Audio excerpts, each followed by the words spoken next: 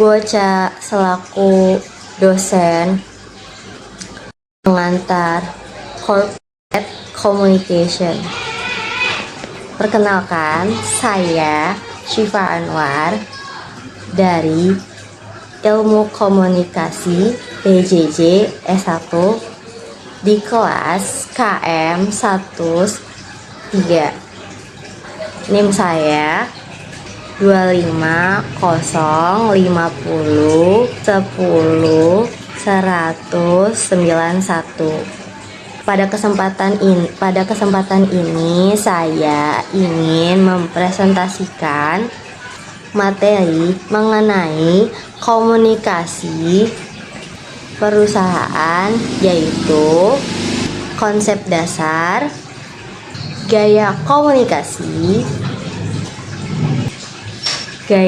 komunikasi pimpinan, relasi dengan pemangku kepentingan, identitas perusahaan, serta penyelesaian konflik organisasi.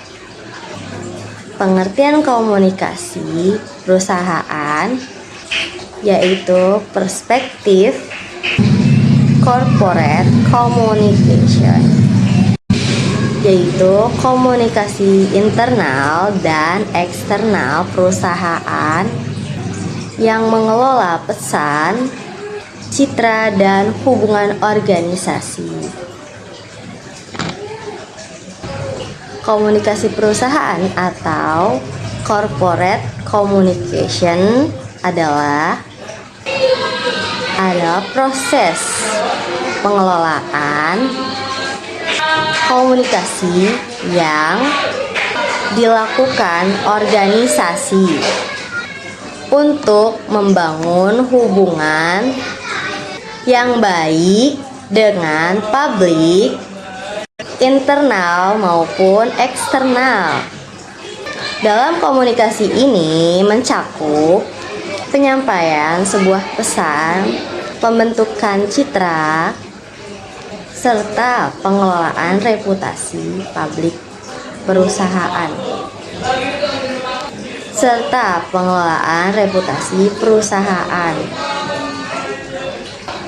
Yang dilakukan secara berkelanjutan. Menurut Cornelissen pada tahun 2020, komunikasi perusahaan berfungsi sebagai alat strategis untuk menyatukan identitas, nilai, dan tujuan dari organisasi kepada seluruh pemangku perusahaan kepentingannya.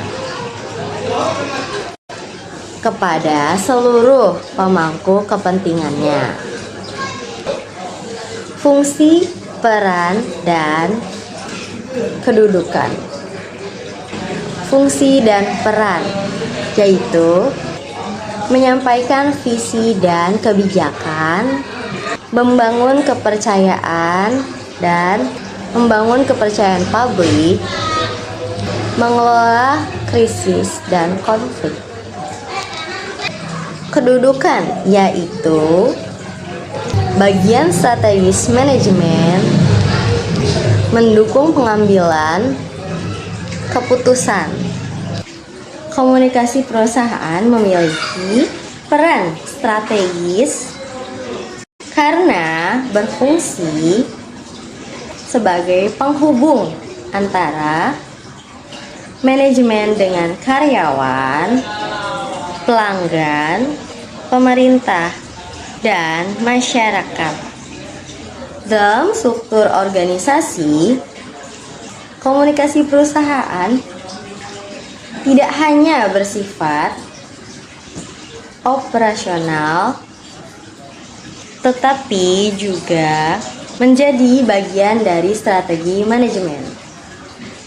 Gaya komunikasi pimpinan.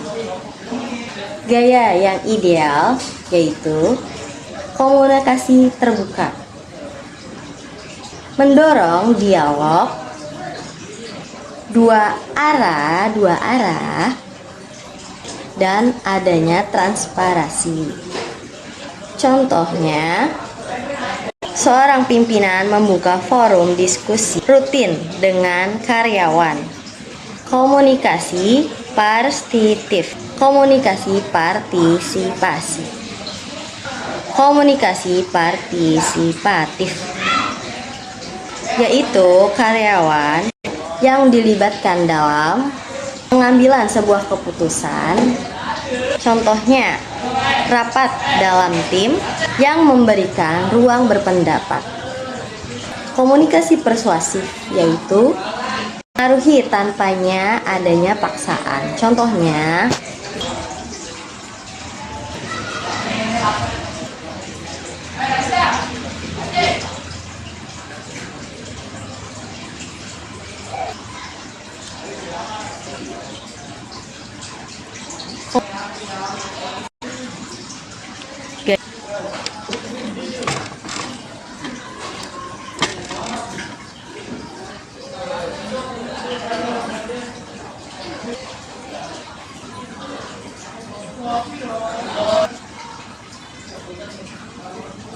mampu menciptakan suasana kerja.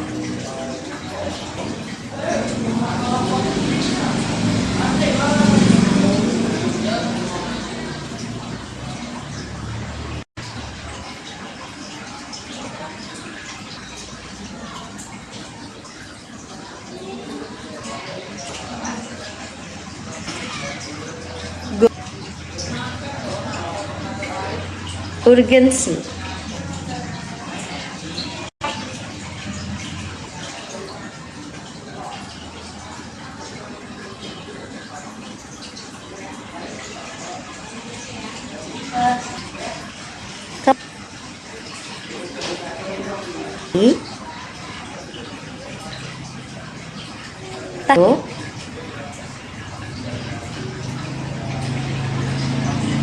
Komunikasi yang konsisten, kerjasama berkelanjutan, evaluasi hubungan, relasi dengan pelanggan yang